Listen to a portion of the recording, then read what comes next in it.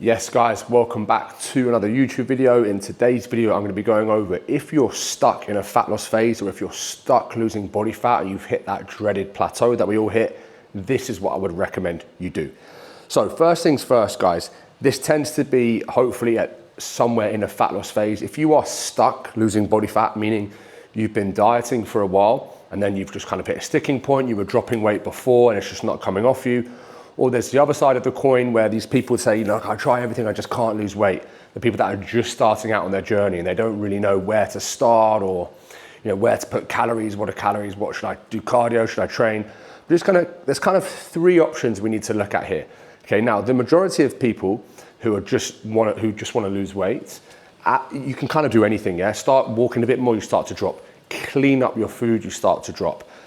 So this is more gonna be towards the guys who are midway through a fat loss phase, maybe coming to the end of a fat loss phase and they've started to kind of stall or hit those sticking points. And just bring that camera down a bit. And this is what we've got to do, guys. We have three options here, okay? Let's just break it down straight. So the first option is it's going to be a calorie drop, okay? The second option is going to be an output increase. And the third option is a maintenance phase / reverse diet. I'm going to kind of break them down for you. First things first, with this calorie drop, most of you guys that say, you know, I've dropped from this weight to this weight and I just can't seem to get down anymore. If you're not accurately tracking your calories, there's a good chance you're eating more than you think. And we've all been there, we've all been guilty of this. You know, 6, 8, 10, 12 weeks into a fat loss phase, you've been doing it for a long time, you're getting a bit bored and you think, you know what, like I'm gonna start kind of eyeballing it myself or kind of doing things my way. And the minute you stop like relentlessly tracking, as tedious and as boring as it may be, if you're hungry and you're fighting hunger in this fat loss phase, you will just start to eat a little bit more food.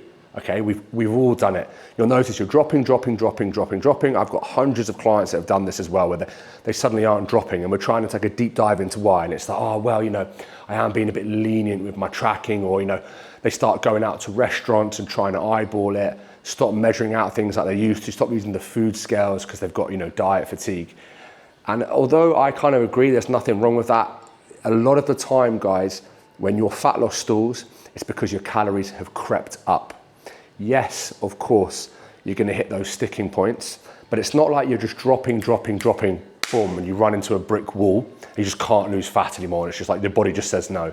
It's very rare. It slows down, but you're always kind of dropping. So first things first, make sure your calories are what you think they are or what you say they are, okay? And then, of course, if you have got stuck, we need to basically either drop those calories. Now, if you know anything about me and my coaching, I'm a big fan of keeping calories as high as possible because I'm all about keeping people lean. There's no point in getting lean for 2 weeks. It's about staying lean.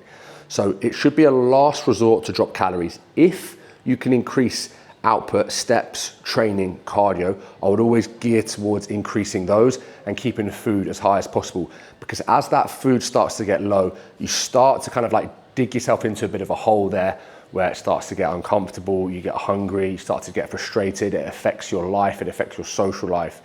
If we can get someone dropping weight on the most amount of food possible, but it means they just have to do a bit more cardio at the end of their training or they have to go for a walk in the evening, it's so much more enjoyable and more sustainable.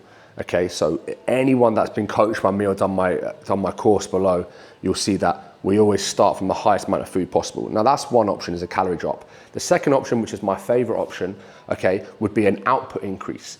Now, this is when tracking, again, guys, like if you don't track stuff, it's very hard to know what to do, right? What are your steps at? Are you doing cardio? If you are doing cardio, what's your cardio at? Are you tracking your heart rate? Are you just doing like, you know, playing paddle once a week, or are you doing 30 minutes on a bike 3 times a week where you can really measure like the distance on the bike? Like for example, I've been doing like, I'll do 2 sorts of cardio, right? I do boxing 3 times a week, which is it's an hour, but it's about 45 minutes.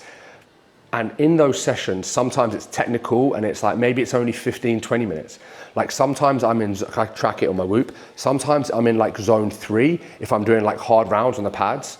So, or like on the heavy bag. And sometimes I like look at the end of the session, I'm in zone 1 because we've kind of been doing footwork the whole time. Like it's hard. And if I was like really deep into like a fat loss phase, I can't be doing those like super easy cardio sessions one week, then super hard cardio sessions the next week.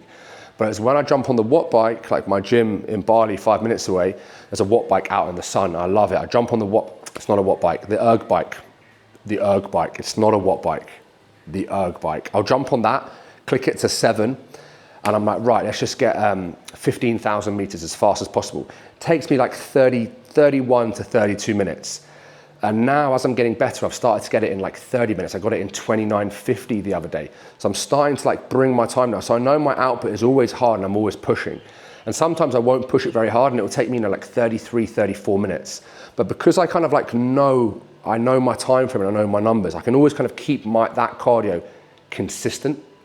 So if I decided now it's time for me to lose body fat and I want to get a little bit leaner than I'm doing, I'd be like, right, I know that my 30 minutes on that bike can't go past, my 15,000 meters need to be about 30 minutes. Or if I want to lose more weight, maybe I need to start doing 40 minutes on the bike. Or maybe instead of doing it 3 times a week, I'm going to increase it to 4 times a week. And then I'm going to look at my steps as well. Right, if I'm averaging over the last month 8,000 steps a day, if I take my steps to 10,000 steps a day, so 2,000 extra steps a day, 14,000 extra steps a week, with 1 extra 30-minute cardio session a week, that's going to help me lose body fat again. But I wouldn't be able to make that change if I wasn't tracking my food or I didn't know where my cardio was at. Do you see what I mean? You really need to track this stuff. I don't track my food anymore because I've been doing this for about 16 years straight. And I'm kind of just like in a maintenance phase with my body. I'm kind of happy where I'm at. Some weeks I get a bit softer, I just pull it back. Some weeks I get too lean, I increase my food. I'm kind of here, but a lot of you guys aren't there. A lot of you guys, you want to build muscle, you want to get lean. You're still like on your journey, or you're a few years in, or you could be 7, 8, 9 years in and made no progress because you never followed a good plan, which is why I do the courses I do below, which is, by the way, is 50% off for September on my course below, called the Complete Physique Blueprint. And then I've also got my premium coaching there for the guys that want to take it a little bit more serious and be proper direct and one-to-one with me. Had to throw it in. So that's really important. And we also have training. Training, although when we train to build muscle, we burn calories when we train, you know. How intense are these sessions? Are you half-assing it? Are we performing drop sets? Are we doing, I know I can I can have 2 gym sessions. One could be a full body session where I've got squats, chin-ups, bench press, rows, dips, heavy lunges, and maybe prowlers to finish. And one session could be a delts and arms session where I do an overhead press, a lateral raise, a rear delt fly, a curl, and a tricep push down. There's a big difference. So are we maxing how much muscle we're building and how many calories we're burning in our training? Are we maxing out cardio and steps before just decreasing calories and putting ourselves into a fatigue hole? And now if you are tracking this stuff and you think, hold on, Max, I work 6 days a week, I've got 2 kids, my steps are at 10,000 already, I'm already doing cardio, I haven't got time. That's cool. You've maxed out those options. You're the guy that drops his food down. And it's only a 200 calorie or a 250 calorie decrease. You don't just say, I'm trying to get a bit leaner, I haven't dropped this week, so I'm eliminating carbs. I know coaches that do that, professional coaches that they feel like they're getting a bit soft, they just go carb free for the week. So are you fucking stupid? You're just gonna go carb free. So you're gonna go from 3,000 calories a day to 1,500 a day, completely destroy yourself, have the worst training ever, be super miserable, be an angry prick around all your friends. Because, why not just do a small deficit and increase your output? This stuff has to be maintainable, otherwise you'll lose body fat and you'll put it back on, okay? And then we have option 3, okay, which is only there for a specific number of people, but it's the most important thing, is you go into a maintenance phase, or you could call it refeeds, you could call it diet breaks, maintenance phase, or you go into a reverse diet. So there's actually kind of 4 options. Let's call option 3, you can refeed. Yeah, there's 4 options. Option 3 is going to be a refeed or like a maintenance phase. What this will be is you'll have your baseline, you'll have your deficit calories that hopefully you're tracking, otherwise you just can't do a refeed. And then you will take your calories up to maintenance. That's what a refeed is. You have your deficit calories, you take yourself up to maintenance, and the calories that you added only come from carbohydrates, okay? And you can do it over a day or over 2 days. And what this will do is this will kind of get things moving again, create a little bit of happiness in your life, get rid of some hunger. It might lead to a good night's sleep. It might help you go to the bathroom, and it can kind of like, I don't want to say speed up your metabolism, but you do often get, after a refeed, you have a little increase in body weight because more carbohydrates comes in, which brings in more water. A gram of carbs brings in 3 to 4 grams of water, so there's an initial spike, and then you get back in the game, you get motivated, you get disciplined again, and boom, you have a big drop.